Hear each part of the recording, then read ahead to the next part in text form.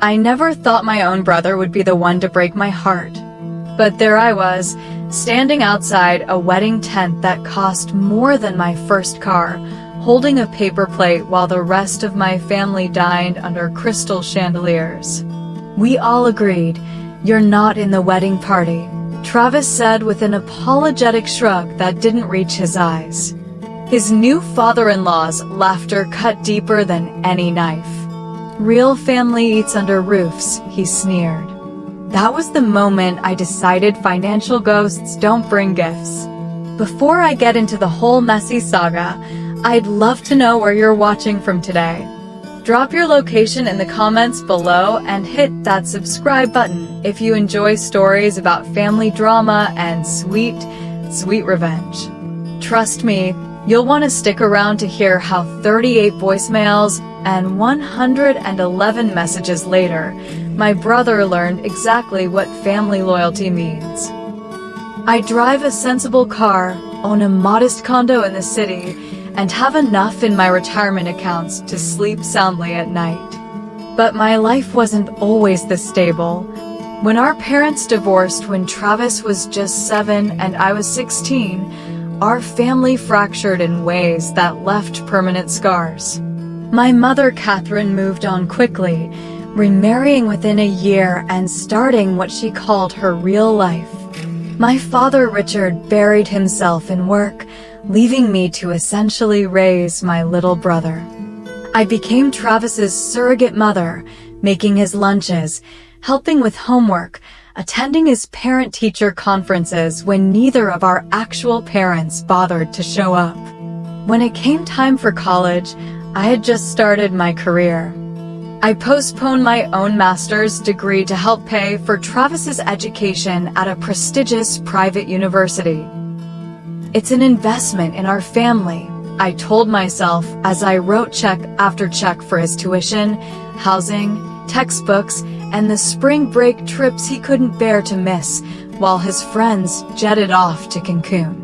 After graduation, I helped Travis with the down payment on his first house, a charming bungalow that needed work but had potential, as the realtor kept emphasizing. I spent weekends helping him paint, install new flooring, and update the kitchen. Those weekends were some of my favorite memories with him. Pizza on the floor, paint in our hair, laughing about childhood memories. Everything changed when Travis met Vanessa Harrington at the country club, where he'd recently secured a membership, another expense I had quietly subsidized, believing it would help him network for his fledgling marketing career. Vanessa came from old money, the kind that doesn't talk about having it because everyone already knows.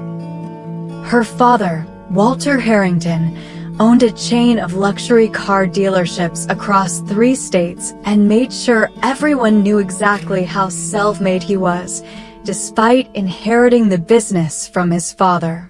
The first time Travis brought Vanessa to dinner at my place, I noticed the way her eyes scanned my modest condo, lingering on the IKEA furniture I'd assembled myself. "Quaint," she'd said with a thin smile, and I watched my brother flinch slightly, as though her assessment reflected on him too. Over the 18 months they dated, I watched Travis transform. His casual button-downs were replaced with tailored shirts bearing tiny embroidered logos that cost more than my entire outfit. He traded his practical sedan for a German luxury car that strained his budget. He began using words like summer as a verb and dropping names of exclusive resorts I'd never heard of. When Travis called to announce their engagement, I was genuinely happy for him. "I'd love to help with the wedding," I offered immediately, knowing how expensive these events could be. "That's so sweet, Nat," he'd replied. "We'll definitely keep that in mind." In the early days of wedding planning, I was included in some of the conversations. Travis and Vanessa came over one Sunday afternoon with wedding magazines and a preliminary guest list. We drank coffee and circled potential venues, with Vanessa dismissing most of my suggestions as a bit basic. "What about the role you'd like me to play?" I asked tentatively. "I'm happy to help however you need me." "Oh, we haven't figured out the wedding party yet," Vanessa had said quickly. "It's all still coming together." Travis nodded. "Yeah, still early days." But it wasn't early days for long. Gradually, the updates became less frequent. Travis canceled our standing monthly dinners 3 times in a row. When I called to check in on wedding plans, he'd respond with vague assurances that everything was coming along great before rushing off the phone. Then, just 1 week before the wedding, I received a formal invitation in the mail.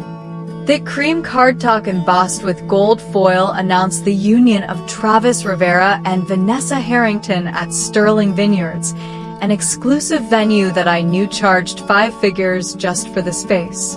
There was no mention of the rehearsal dinner, no indication of my role in the ceremony, no personal note from my brother. I called Travis immediately. "Just got the invitation," I said when he answered. "It's beautiful."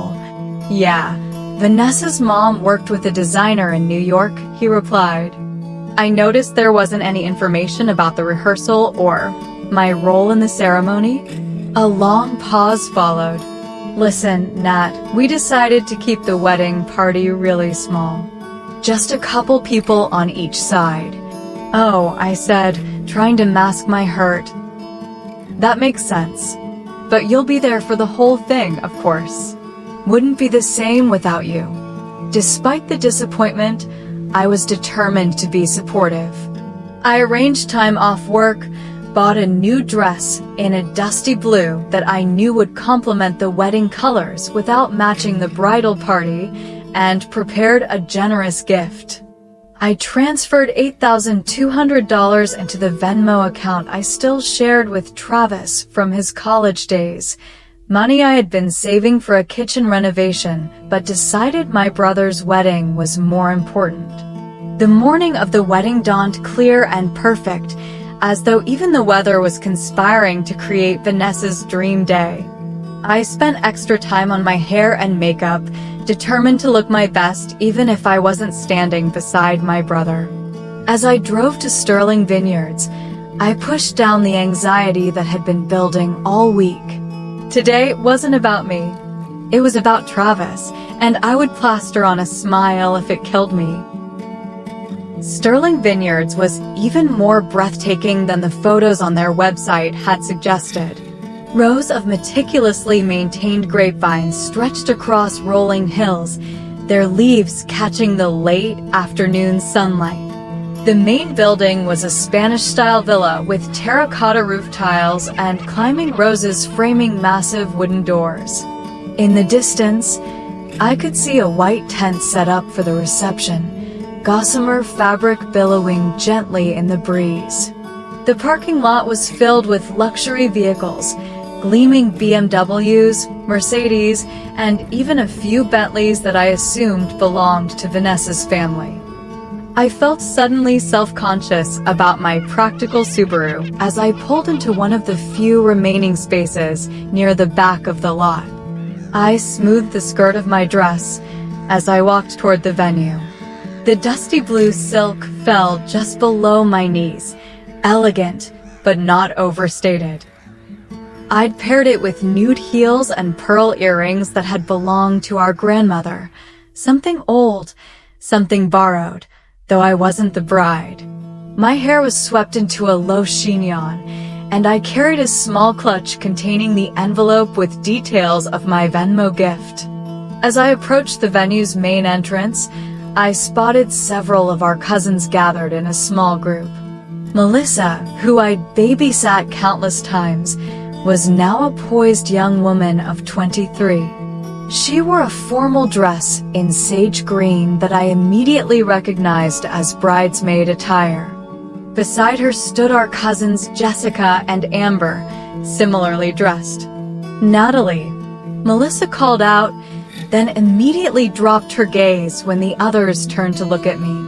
The group quickly dispersed, each suddenly remembering urgent business elsewhere. Confused, I continued into the venue's courtyard, where guests were mingling before the ceremony. I scanned the crowd for Travis, but didn't see him among the clusters of well-dressed attendees. What I did see were more sage green dresses and charcoal gray suits than could possibly constitute a small wedding party. Natalie. My mother's voice came from behind me, cool and controlled as always. I turned to find both my parents standing together, an unusual sight since their bitter divorce nearly 20 years ago. My mother, Catherine, looked elegant in a taupe dress, with an elaborate fascinator perched on her perfectly highlighted hair. My father, Richard, stood awkwardly beside her in a dark suit that looked new, but slightly too tight around the collar. Mom, Dad, I greeted them, leaning in to kiss my mother's cheek. She turned slightly so my lips barely brushed her skin. You look nice, she said, her eyes flickering over my carefully chosen outfit. I thought the invitations specified formal attire. This is formal, I replied, trying to keep my tone light. Well, I suppose it's adequate, she sniffed. My father gave me an apologetic smile. You look beautiful, kiddo, he said, earning a sharp glance from my mother. Have you seen Travis? I asked. I wanted to wish him luck before the ceremony. He's with the groomsmen, my mother replied. Very busy, I imagine. Better not to disturb him. I'm his sister, I said. I'm sure he'd want to see me. My father's eyes darted nervously between us. He's over by the fountain with the other guys, he said quickly. I'm sure a quick hello would be fine. Ignoring my mother's disapproving look, I thanked my father and made my way toward the ornate fountain at the center of the courtyard. Sure enough, Travis stood among a group of 8 men, all dressed in identical charcoal gray suits with sage green ties and pocket squares. 8 groomsmen. So much for a small wedding party. Travis spotted me approaching and froze momentarily before excusing himself from the group. He looked handsome in his groom's attire, though his smile seemed forced as he reached me. Nat. You made it, he said, giving me a quick, awkward hug. Of course I made it. I wouldn't miss my only brother's wedding, I replied, studying his face. You look great, Travis. Really happy. Thanks, yeah, it's been crazy, but everything's coming together. His eyes kept darting back to the groomsmen, as though afraid to be away from them too long. I see you have quite the wedding party, I observed. 8 groomsmen. Travis had the decency to look embarrassed. Yeah, well, you know. Vanessa has a lot of friends, and then there's her brothers, and some of my college buddies. And our cousins, I added. I saw Melissa, Jessica, and Amber in bridesmaid dresses. Right, yeah. Vanessa really connected with them at Thanksgiving. And her sister Brielle is the maid of honor, of course. I nodded, waiting for some explanation about my absence from this extensive wedding party, but Travis just shifted uncomfortably from one foot to another. So where should I sit for the ceremony? I asked finally. Front row with family. Actually, Travis began, but was interrupted by the arrival of a tall, silver-haired man with a deep tan and an expensive watch glinting on his wrist. Travis, my boy, we need you for photos before the ceremony, the man boomed, clapping a heavy hand on my brother's shoulder. His eyes landed on me with obvious assessment. And who might this be? Walter, this is my sister, Natalie, Travis said, his voice taking on a deferential tone I'd never heard before. Natalie, this is Walter Harrington, Vanessa's father. The sister, Walter said, as though confirming a rumor. He extended a manicured hand. Pleasure to meet you. Travis has told us, well, Something about you. I shook his hand, noting the firmness of his grip. Likewise. Congratulations on your daughter's big day. Walter looked me up and down with unconcealed judgment. Financial advisor, aren't you? With one of those small firms downtown. Lancaster and Associates. We manage over $300 million in assets, I replied evenly. Charming, Walter said, clearly unimpressed. Is that a Subaru I spotted you arriving in? Practical choice. Before I could respond, a coordinator in a headset approached. We're ready to begin seating guests for the ceremony, she announced. Guests began moving toward the ceremony area, where rows of white chairs faced an elaborate floral arch. The tent I'd spotted earlier was even more magnificent up close, a massive structure with clear panels allowing views of the vineyard while providing shelter. Crystal chandeliers hung from the ceiling, and elaborate floral arrangements adorned each table. I moved to join the procession of guests, but an usher in a charcoal suit stepped in front of me. Excuse me, miss. Family seating is by escort only. I'm the groom's sister, I explained. The usher looked confused, consulting his list. I don't have you marked for family seating. Let me check with. It's fine, Alex. Travis's voice came from behind me. I've got this. The usher nodded and moved away to direct other guests. I turned to my brother, expecting him to lead me to the front row. Instead, he stood there holding a paper plate with a few appetizers on it. What's going on, Travis? I asked, a knot forming in my stomach. Travis couldn't meet my eyes. He stared at the paper plate in his hands as though it contained the script for what he needed to say. Look, Nat, he began, his voice low. There's been some arrangements made for the seating and everything. Arrangements. I repeated. Vanessa's family is very traditional, very particular about how these things are done. I waited, watching my brother struggle to find words that wouldn't sound as cruel as they were. We all agreed, Travis finally said, looking up with an expression I couldn't quite read. You're not in the wedding party. He thrust the paper plate toward me, like an offering to soften the blow. I stared at the plate. 3 stuffed mushrooms, a bruschetta round, and a soggy-looking pastry, unable to process what was happening. You all agreed? I finally managed. Walter Harrington appeared beside Travis, his arm draped across my brother's shoulders in a possessive gesture. It's nothing personal, he said with a smile that suggested it was entirely personal. The ceremony space is limited, and we had to prioritize immediate family.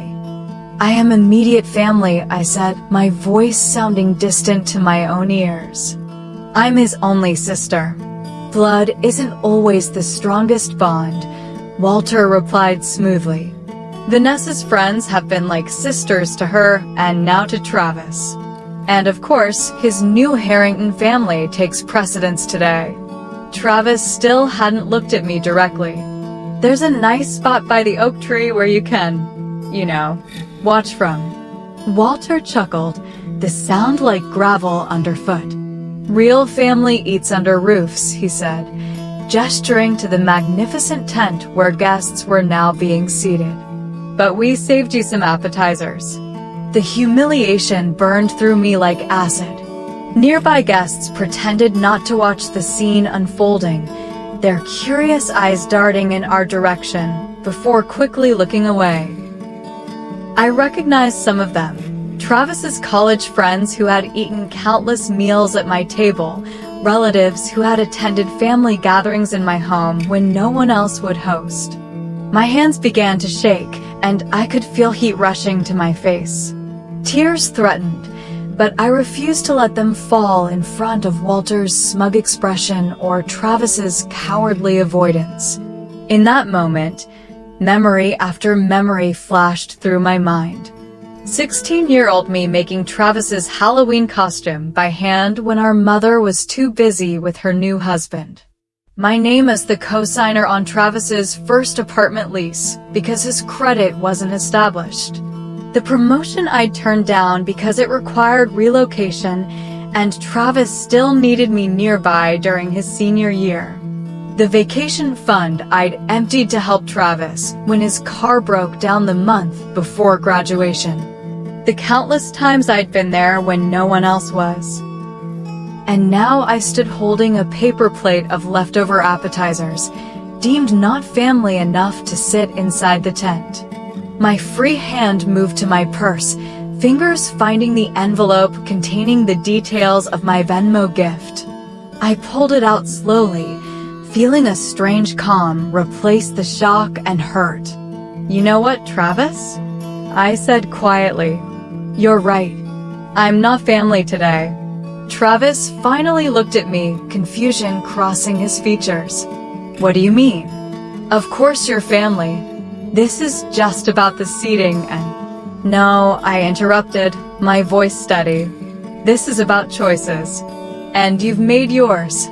I took a step back, still holding the envelope.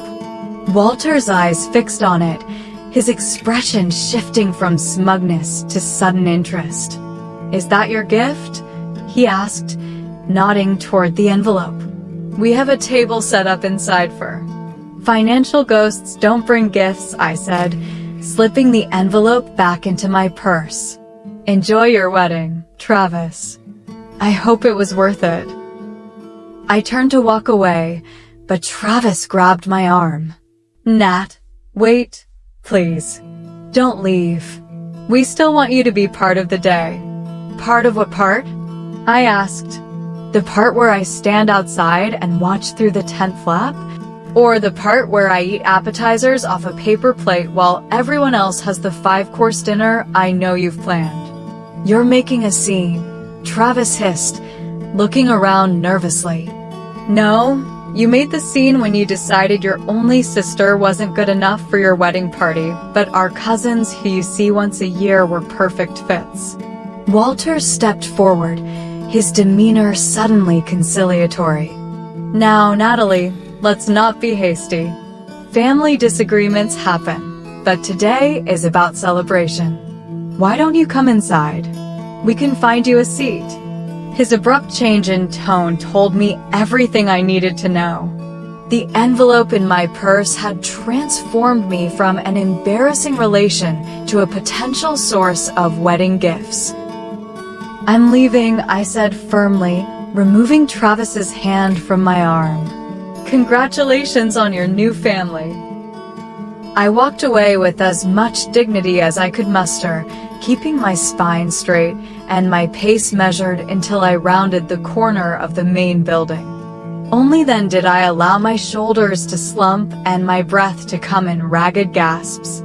Finding a secluded bench partially hidden by a large topiary, I sank down and placed the untouched paper plate beside me. My hands were still trembling, adrenaline coursing through my body. How had it come to this? The question echoed in my mind as I stared unseeing at the manicured grounds of Sterling Vineyards. I had given Travis everything: time, money, emotional support, and in return, he had given me a paper plate and permission to watch his wedding from a distance. The financial aspect suddenly hit me full force. Over the years, I had poured thousands into Travis's life. $78,000 for his college tuition and expenses, $12,000 toward his car when he graduated, $35,000 for the down payment on his house.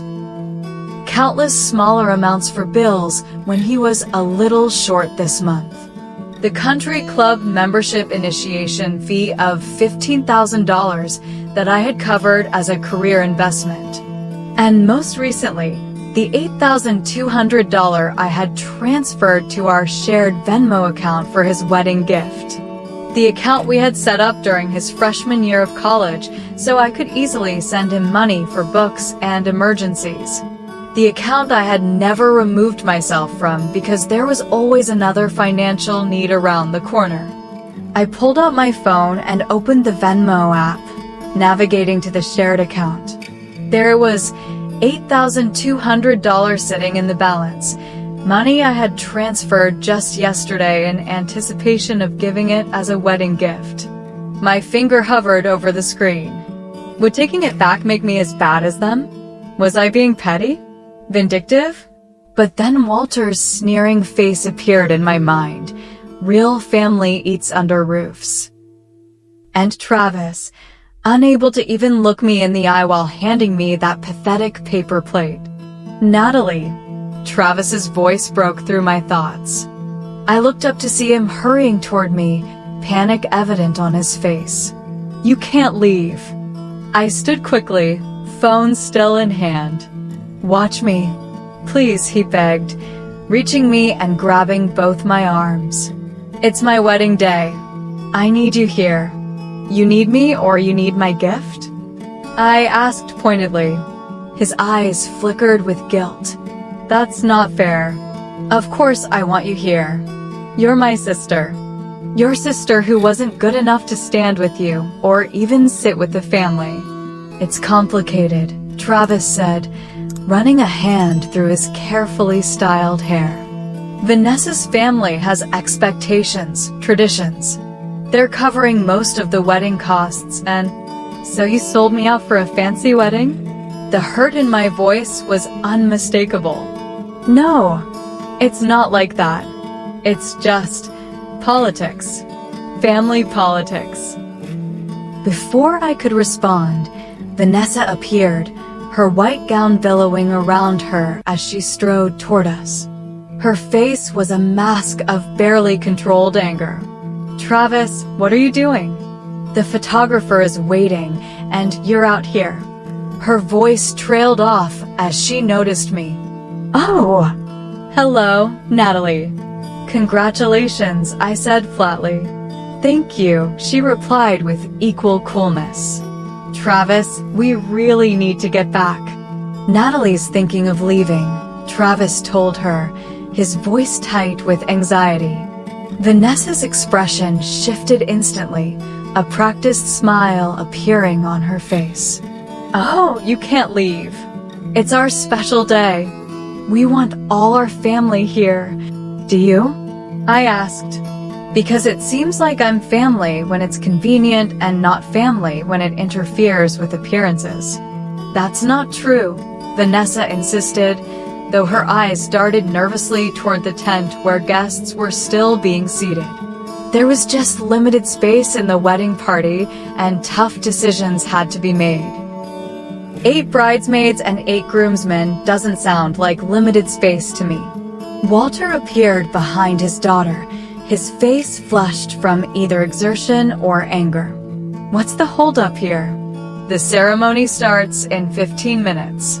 Natalie's upset about the seating arrangements, Vanessa explained quickly. Walter's eyes narrowed, then he too adopted a conciliatory tone. Listen, Natalie, perhaps there's been a misunderstanding. Family is important to the Harringtons. We value loyalty and togetherness. Is that why you said real family eats under roofs while handing me a paper plate? I asked. Walter had the grace to look embarrassed. A poor joke, poorly timed. I apologize if it offended you. I noted the careful if in his apology, not acknowledging that his words were objectively offensive, only that I might have taken offense. Why don't we all take a breath? Walter continued, glancing at his watch. Natalie, I understand you brought a gift? His eyes dropped to my purse where the envelope had disappeared. And there it was, the real reason for the sudden attempt at reconciliation. They had spotted the envelope and assumed it contained a check.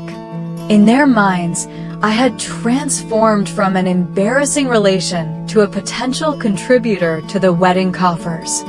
I'm reconsidering my gift, I said honestly. Panic flashed across Travis's face.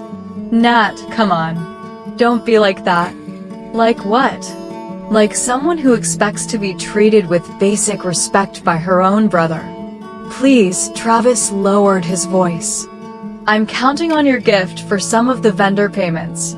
We can talk about this tomorrow, but today, just please stay and act like everything's fine. The admission stunned me. He had been counting on my money to pay vendors at his own wedding, without even telling me? I need to freshen up, I said suddenly, needing space to think. Give me a few minutes. Relief washed over Travis's face. Of course. Take your time. The ceremony doesn't start for 15 minutes. I'll be there, I promised, not specifying where there might be. Travis nodded eagerly and allowed Vanessa to pull him back toward the wedding tent. Walter lingered a moment longer, his eyes calculating. Family disagreements happen, he said smoothly. But at the end of the day, blood is thicker than water. With a final appraising look, he turned and followed his daughter. I watched them go, then walked quickly toward the parking lot. In my car, I sat with the air conditioning running, staring at the Venmo app still open on my phone. Travis had admitted he was counting on my gift to pay vendors for a wedding where I wasn't even considered family enough to sit inside the tent. My finger hovered over the transfer button. Was I really going to do this? Was I really going to take back my gift and leave my brother's wedding? The image of Travis handing me that paper plate flashed again in my mind. We all agreed, you're not in the wedding party. All of them sitting around, discussing me, deciding I wasn't worthy of standing beside my own brother on his wedding day. Decision made.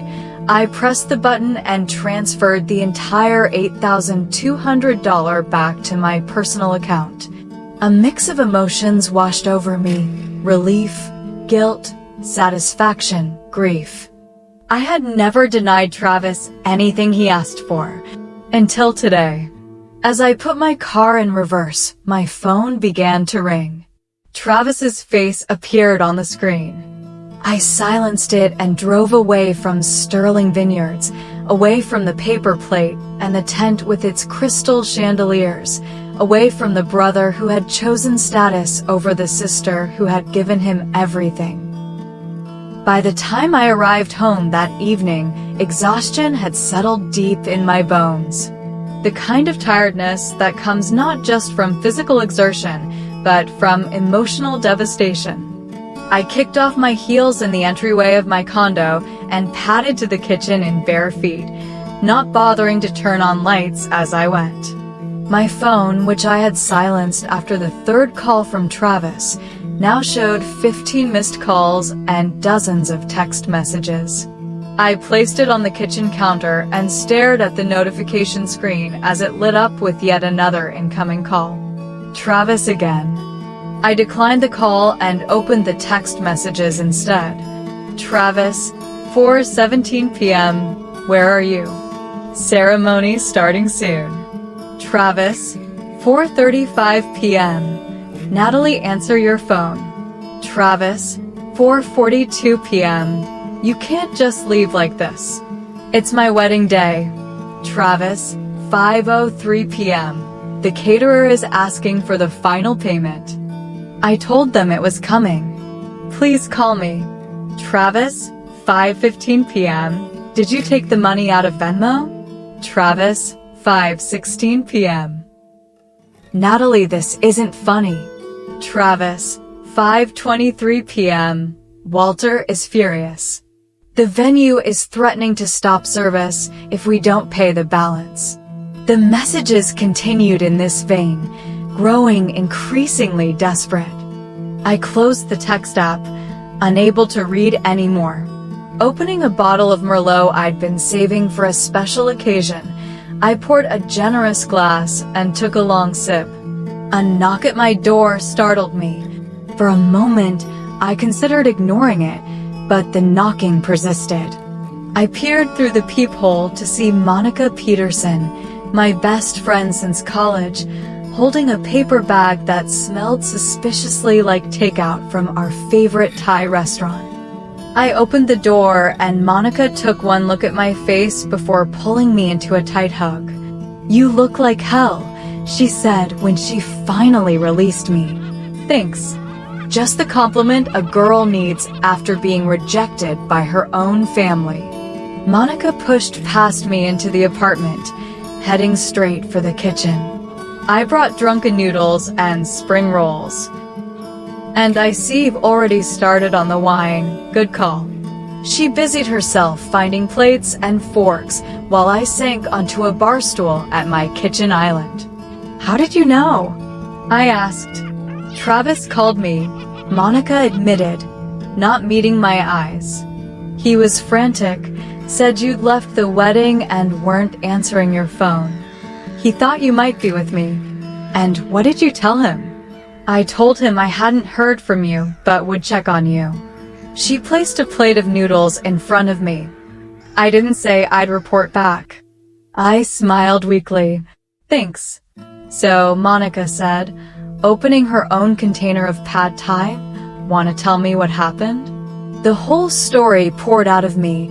The last-minute invitation, the paper plate, Walter's sneering comment about real family, and finally, my decision to take back the money and leave. "Wait," Monica interrupted, her fork suspended midair. "You took back $8,000 from his Venmo?" I nodded, shame and vindication warring within me. "I did." To my surprise, Monica burst out laughing. "That's the most badass thing I've ever heard. Financial ghosts don't bring gifts. Natalie, you're my hero." "I don't feel like a hero," I admitted. "I feel like a bitter, vindictive person." Monica's expression sobered. "Let me ask you something. When you were putting yourself through school while paying for Travis's education, did he ever once offer to take smaller loans so it wouldn't be such a burden on you?" I shook my head. "When you postponed your master's degree to help him with his house down payment, did he suggest you prioritize your education first?" "No, but..." "When you signed as guarantor on his car loan, did he make every payment on time, or did you have to cover some months?" I stared at my noodles. "I covered some months." "Some." Monica raised an eyebrow. "Most," I admitted. "But he was just starting his career, and you were just starting yours when you paid for his college," Monica finished. "Nat, you've been carrying Travis financially and emotionally for your entire adult life. You sacrificed your own opportunities to give him his. And how did he repay you?" "By serving you appetizers on a paper plate outside his wedding tent." Put so bluntly, it was hard to argue with her assessment. Our mom says I'm being selfish and dramatic. Catherine also abandoned both her children emotionally after the divorce, so forgive me if I don't consider her the authority on healthy family dynamics. I took another sip of wine. I just keep thinking about all those people at the wedding who saw what happened. All those relatives who know I raised Travis when our parents checked out. They watched him exclude me and said nothing. "Because they're cowards," Monica said firmly. Just like Travis. It was easier to go along with Vanessa's family's wishes than to stand up for what's right. A fresh wave of emotion hit me, and I felt tears begin to fall. "I've always been there for him, Monica. Always. Since he was 7 years old and crying because mom didn't come to his school play. I was the one who showed up. Every single time." Monica came around the island and wrapped her arms around me. "I know, sweetie. You've been the only real parent he's had. Then why wasn't I good enough to stand beside him today?" The question broke from me in a sob. "Because Travis is weak," Monica said simply. "He spent his life taking the path of least resistance. It was easier to take your help than to stand on his own. And today, it was easier to please Vanessa's family than to honor the sister who has always been there for him." As I cried on Monica's shoulder, the full weight of years of one-sided giving crashed down on me. I had never set boundaries with Travis because I felt responsible for him. I had been 16 when our family fell apart, old enough to understand that none of it was Travis's fault. He had been a child, innocent, and confused. So I had stepped in, determined that he wouldn't suffer for our parents' failures. But somewhere along the way, giving to Travis had become my identity. His needs always came first. His dreams took priority. His happiness was paramount. I had shrunk my own life to expand his. What do I do now? I asked finally, wiping my eyes. Monica handed me a napkin. Now you set boundaries. Real ones. You stop being Travis's personal ATM and emotional support animal. You focus on your own life for once. And tonight, he's still calling. Tonight you turn off your phone and get some sleep. Tomorrow will be soon enough to deal with the fallout. I nodded, suddenly exhausted beyond words. Will you stay? I don't want to be alone. Already planned on it, Monica said, refilling our wine glasses. I brought overnight stuff in the car, and ice cream for later. For the first time since receiving that wedding invitation a week ago, I felt a small measure of peace. Monica helped me change into comfortable clothes, and we spent the evening watching mindless reality TV, the sound of my phone's notifications eventually fading as I followed her advice and turned it off completely. That night, as I drifted off to sleep on my couch with Monica snoring softly in the armchair beside me, I made a promise to myself. No more putting Travis's needs before my own. No more sacrificing my dreams for his. Tomorrow would bring a reckoning, but tonight, I would rest. Morning arrived with sunlight streaming through the blinds I'd forgotten to close. For a blissful moment, I existed in the space between sleep and wakefulness, untouched by yesterday's events. Then reality crashed back, and I remembered everything. The paper plate, Walter's sneering comment, my dramatic exit, the Venmo transfer. Monica was already awake, the smell of coffee drifting from my kitchen. I sat up slowly, running a hand through my tangled hair. Sleeping Beauty awakens, Monica said, bringing me a steaming mug. How are you feeling?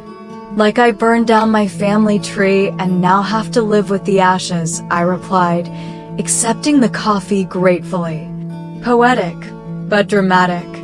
Monica sat beside me, her own mug cradled in her hands. Ready to face the music? I took a fortifying sip of coffee. As I'll ever be. Monica handed me my phone, which she had apparently plugged into charge overnight. Brace yourself. It's not pretty. I pressed the power button and waited as the device came to life. Notifications immediately began flooding the screen. 38 voicemails, 111 text messages, 27 missed calls, dozens of app notifications, including multiple Venmo requests from Travis. Holy shit, I breathed. Told you, Monica said grimly. Want me to screen them for you? I shook my head. No, I should do this myself. I started with the voicemails, putting the phone on speaker so Monica could hear too. Travis, 4:52 p.m. Natalie, where are you? The ceremony's about to start, and you're not here. Call me back. Travis, 5:20 p.m. I can't believe you just left. And what happened to the money in Venmo? The caterer is waiting for payment. Call me now. Travis, 5:45 p.m. This is so messed up, Nat. It's my wedding day and you're pulling this childish stunt because you didn't get to be a bridesmaid? Grow up. The messages grew increasingly desperate as the evening progressed. Travis, 7:13 p.m. Vanessa's dad had to put the rest of the reception on his credit card. He's furious. You've embarrassed me in front of my new family. How could you do this to me? Travis, 8:38 p.m. Please, Nat. Just call me back. We can work this out. Travis, 10:22 p.m. I've been trying to call you all night. The reception was a disaster. Half the vendors threatened to walk out when their final payments didn't come through. Vanessa won't stop crying. Her parents think I'm some kind of con artist. Please, please call me. There were also messages from other family members. Catherine, 6:05 p.m. Natalie Elizabeth Rivera, what do you think you're doing? Your brother is beside himself. This behavior is absolutely unacceptable. Call me immediately. Melissa, 7:22 p.m. Hey Natalie, it's your cousin Melissa. Just checking if you're okay? Travis seems really upset, and I heard something about you leaving the wedding. Let me know if you need anything. And Patricia, 8:40 p.m. Natalie, it's Aunt Patty. I saw what happened with the seating arrangement today. That wasn't right, how they treated you. Just wanted you to know not everyone agrees with how things were handled. Love you, sweetie. But the most surprising message came from Walter Harrington himself. Walter, 11:15 p.m. Natalie, this is Walter Harrington. Your behavior today was absolutely reprehensible.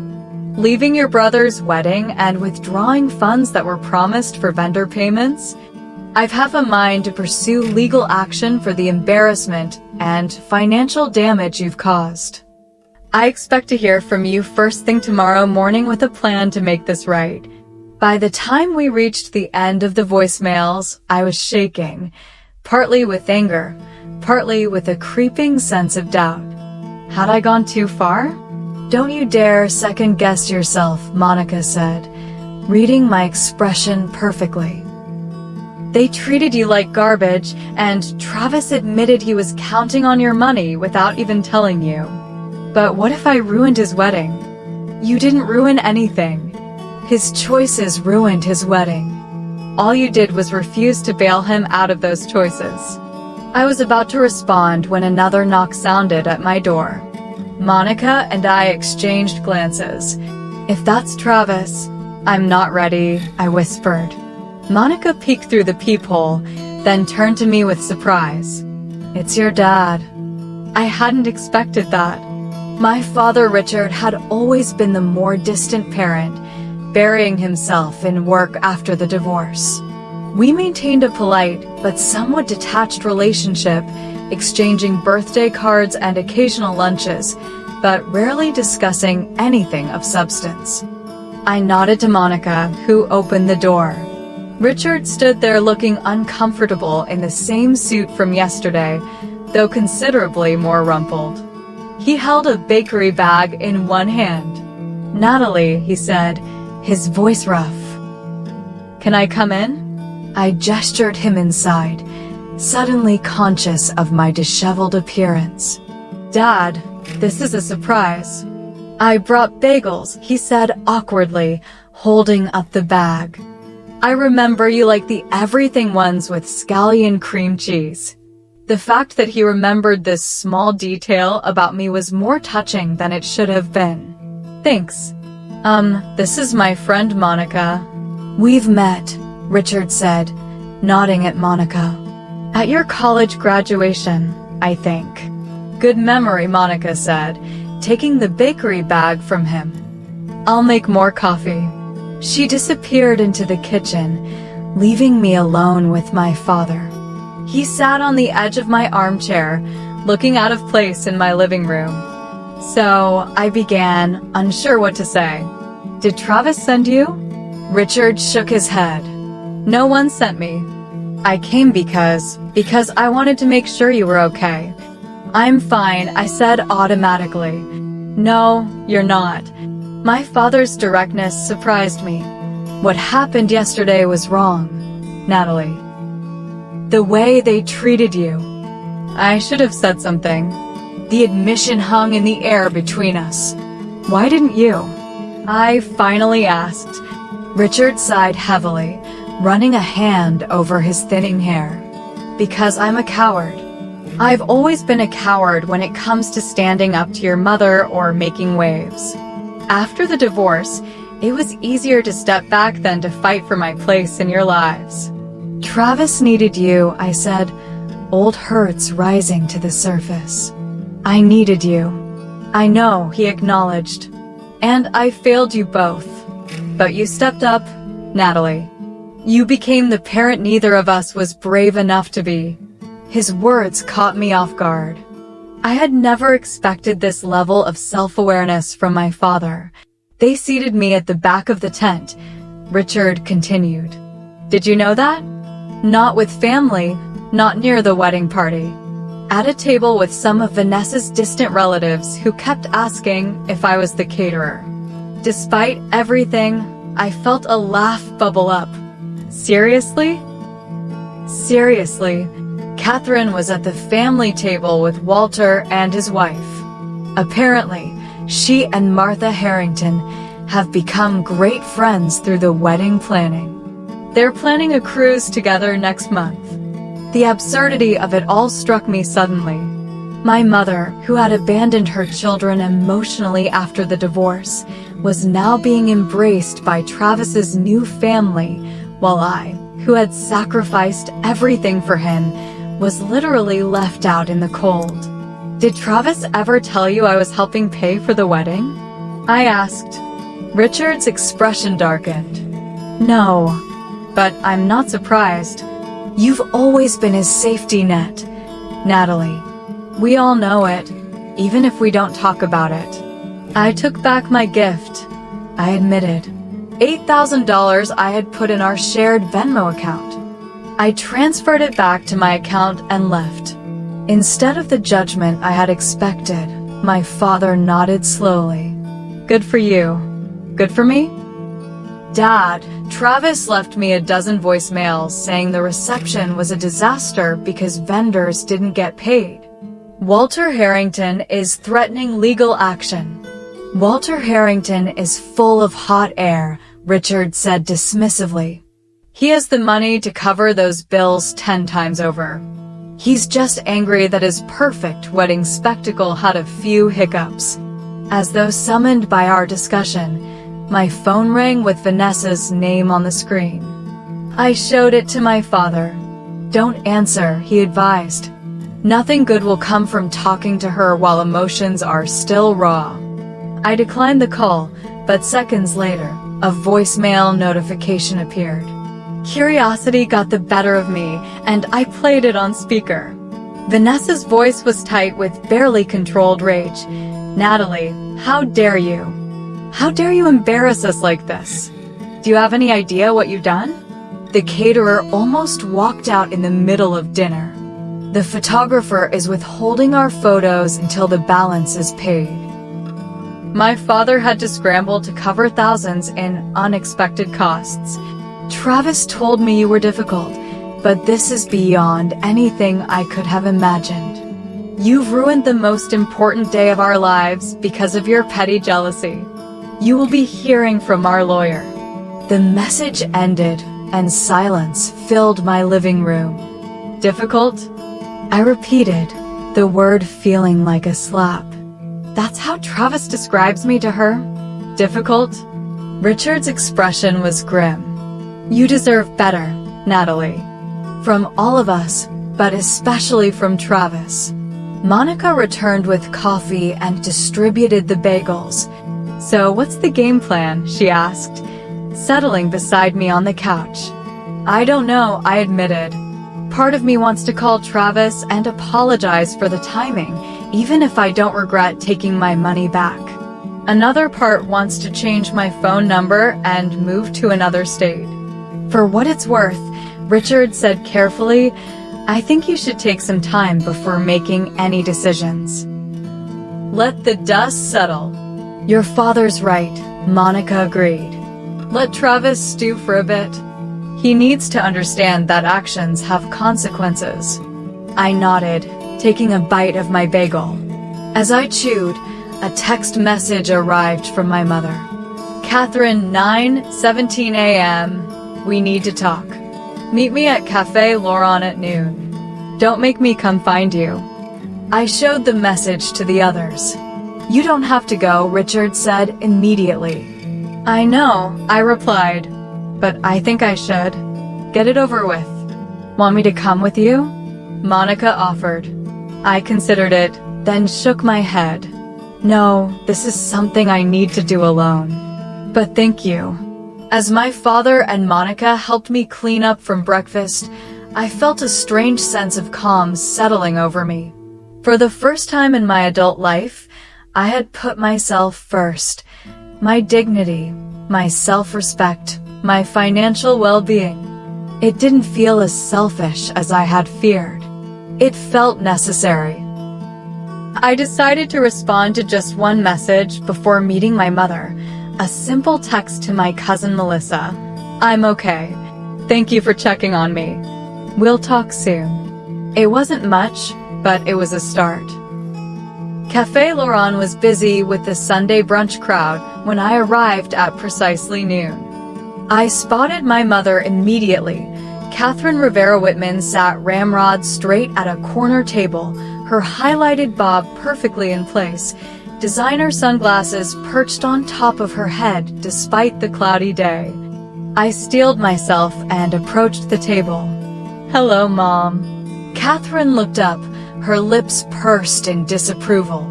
You're on time. At least that's something. I slid into the seat across from her, declining to take the bait. A server appeared immediately. Just a black coffee, please, I requested before Catherine could order for me, one of her controlling habits I'd grown to detest. Once the server departed, my mother wasted no time. Do you have any idea what you've done? I believe I declined to be treated like a second-class citizen at my brother's wedding, I replied evenly. You embarrassed the entire family, Catherine hissed, leaning forward. Vanessa's parents had to cover thousands in vendor payments at the last minute. The cake wasn't fully paid for. The band threatened to leave. And this is my problem because... Catherine's eyes widened at my calm defiance. Because Travis was counting on your gift to cover those expenses. Funny, he never mentioned that to me. He just mentioned that we all agreed I wasn't good enough to be in the wedding party or even sit with family. Don't be so dramatic, Natalie. The wedding party was Vanessa's decision, and they needed to balance numbers. 8 bridesmaids and 8 groomsmen, I pointed out, including cousins I see once a year at most. That doesn't sound like balancing numbers to me. The server returned with my coffee, momentarily pausing our conversation. After she left, Catherine's tone softened slightly. Look, I understand you had your feelings hurt, but to leave in the middle of the wedding and withdraw money Travis was counting on? That was childish and vindictive. I took a sip of my coffee, buying time to control my response.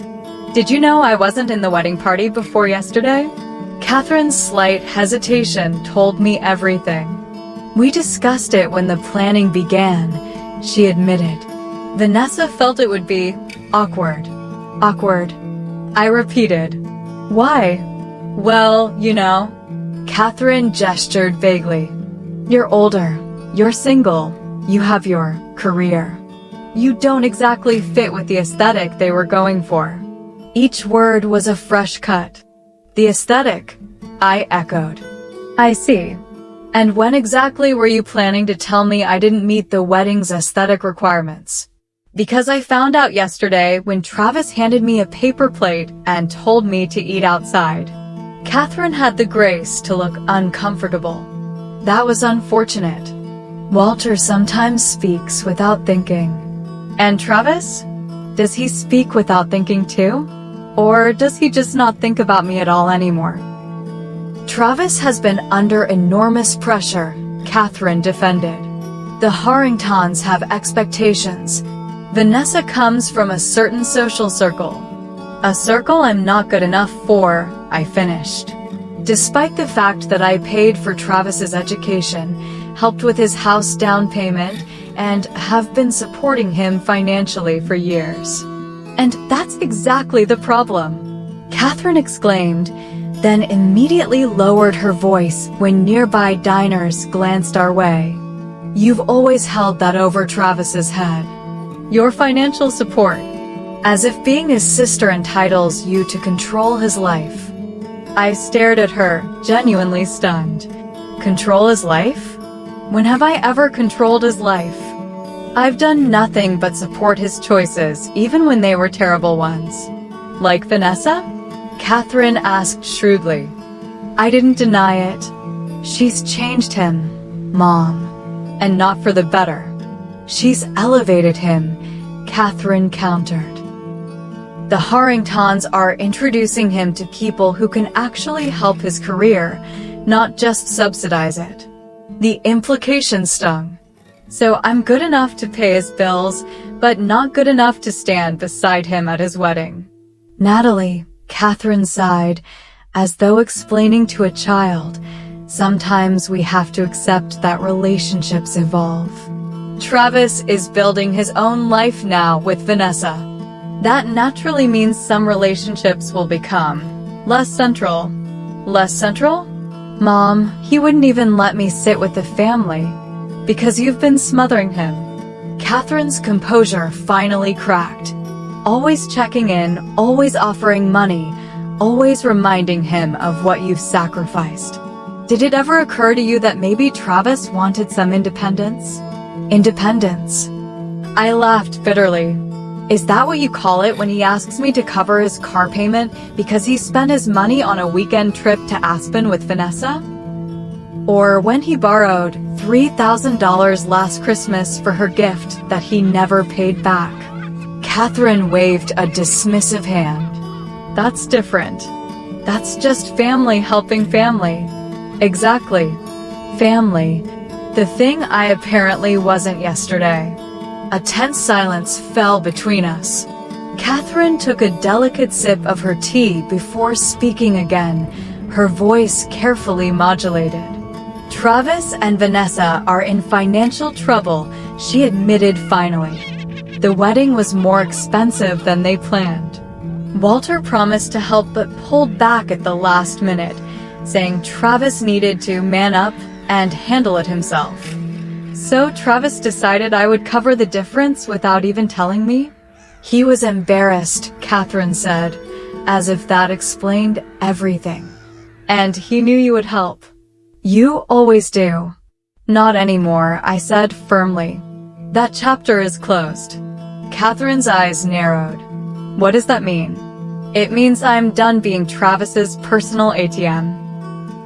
I'm done sacrificing my needs for his. I'm done being the family ghost, present when bills need paying but invisible when recognition or respect is being distributed. You're being petty. No, Mom. For the first time in my adult life, I'm being self-respecting. Catherine leaned forward, her expression suddenly calculating. Travis and Vanessa need help getting back on their feet after this wedding fiasco. Just a small loan to cover the remaining vendor payments and the first few months of married life. $10,000 should do it. I nearly choked on my coffee. Are you serious right now? After everything that happened yesterday, you're here to ask me for more money. It's not for me, Catherine clarified, as though that made it better. It's for your brother. Your only sibling. The answer is no. Natalie, be reasonable. Family supports family. Funny how that principle only works in one direction in this family. Catherine's expression hardened. I didn't want to have to say this, but if you don't help Travis now, you can forget about being part of this family going forward. No holidays, no birthdays, no family gatherings. You'll be completely cut off. The ultimatum hung in the air between us. A year ago, even a week ago, it would have devastated me. Now it felt almost liberating. "Mom," I said quietly, "I was cut off yesterday when Travis handed me that paper plate." "You're just making official what was already clear." "You can't mean that." "I do." I reached for my purse and placed a $10 bill on the table for my coffee. I love Travis. I always will. But I'm done enabling him, and I'm done letting this family treat me like an ATM with no feelings. I stood to leave, but Catherine grabbed my wrist. "Natalie, don't do this. Don't throw away your family over one bad day." It wasn't just one day, Mom. It was a pattern. Yesterday was just when I finally saw it clearly. I gently removed her hand from my wrist and walked away, ignoring her calling my name. Outside the cafe, I took a deep breath of fresh air, feeling lighter than I had in years. As I walked to my car, my phone rang. Travis's name appeared on the screen. After a moment's hesitation, I declined the call. I wasn't ready to talk to him yet, but soon I would be. And when that conversation happened, it would be on my terms, not his. 1 week later, I sat in another cafe, this one closer to my office, watching the door. I'd finally agreed to meet with Travis after days of ignored calls and messages. He'd sounded different on the phone when I finally answered, subdued, even humble. No demands, no accusations, just a simple request to talk. Travis arrived 5 minutes early, another change from his usual 15 minutes late. He looked tired, the designer clothes replaced by a simple button-down and jeans. He spotted me and walked over, hesitating before taking the seat across from me. "Thanks for meeting me," he said quietly. I nodded but said nothing, waiting for him to continue. "Natalie, I don't even know where to start." Travis ran a hand through his hair, a nervous gesture from childhood. "I messed up. Badly." "Yes, you did. The wedding was a disaster after you left," he admitted. "The vendors started demanding their final payments, and when I couldn't produce them, things got ugly. The photographer stopped taking pictures. The band played 1 hour instead of 3. The caterer removed half the dinner options from the menu. Despite everything, I felt a twinge of sympathy. "I'm sorry your day was ruined, Travis." "I truly am." "No," he said firmly, meeting my eyes. "Don't apologize. That's not why I'm telling you this. I'm telling you because I want you to know what happened after. After the wedding fell apart, I looked to Walter for help. He'd promised to take care of anything that came up. But when I approached him about covering the vendor balances, he refused. I couldn't hide my surprise. Travis nodded grimly. Said it was my responsibility to manage my finances. That his daughter deserved a husband who could handle his business affairs. Then he gave me a lecture about fiscal responsibility in front of the entire wedding party. That must have been humiliating, I acknowledged. It was. But it was also clarifying. Travis looked down at his hands. I realized in that moment that I'd been played. Walter never intended to help with those costs. He knew I was counting on your gift and deliberately engineered the situation with the seating and the wedding party to create conflict. Why would he do that? Because Vanessa told him how often you've helped me financially. He saw you as competition for influence over me. Travis's voice was laced with shame. And I let him manipulate me because I was so desperate to impress him, to feel like I belonged in their world. I took a sip of my latte, processing his words. And Vanessa? Where does she stand in all this? Travis's expression grew pained. That's another thing I've realized this week. Vanessa doesn't love me, at least not the real me. She loves the version of me that her father approved of. The Travis who drives the right car, wears the right clothes, belongs to the right clubs. When everything fell apart at the wedding, when her father publicly humiliated me, she sided with him. "I'm sorry," I said, and meant it. "Don't be." It forced me to see what I've been blind to for 2 years. Travis reached across the table, not quite touching my hand, but close. And it forced me to see how I've treated the one person who has always been there for me. Tears pricked at my eyes, but I blinked them back. It hurt, Travis. Being excluded from your wedding party was painful enough, but being treated like I wasn't even family, being handed a paper plate and told to eat outside, that broke my heart. "I know," Travis whispered, his own eyes glistening. "And there's no excuse. None. I got caught up in what the Harringtons wanted, in appearing good enough for them, and I betrayed the most important relationship in my life." "Why didn't you just tell me you needed help with the wedding costs?" I asked. "You know I would have helped if you'd asked directly." "Because I was ashamed," Travis admitted. "I'd already borrowed so much from you over the years." And then Walter started making comments about how a real man wouldn't keep taking handouts from his sister. How I needed to stand on my own. It got in my head. "So instead of asking, you just expected the money would be there?" Travis nodded miserably. "I've been taking you for granted for so long that it didn't even occur to me you might say no. Or that you might be hurt enough by my actions to withdraw your support." We sat in silence for a moment, the weight of years of imbalanced giving between us. "What happens now?" I finally asked. "With you and Vanessa?" "We're separating," Travis said simply. The wedding night was spent in separate rooms. She's staying with her parents while I figure things out. "I'm sorry," I said again. "I'm not really. It was a mistake, Nat. A mistake driven by insecurity and the desire to belong to a world that was never real in the first place." I studied my brother's face, seeing for the first time in years the boy I had raised, not the stranger he had become. "And what about us? Where do we go from here?" Travis took a deep breath. "That's entirely up to you.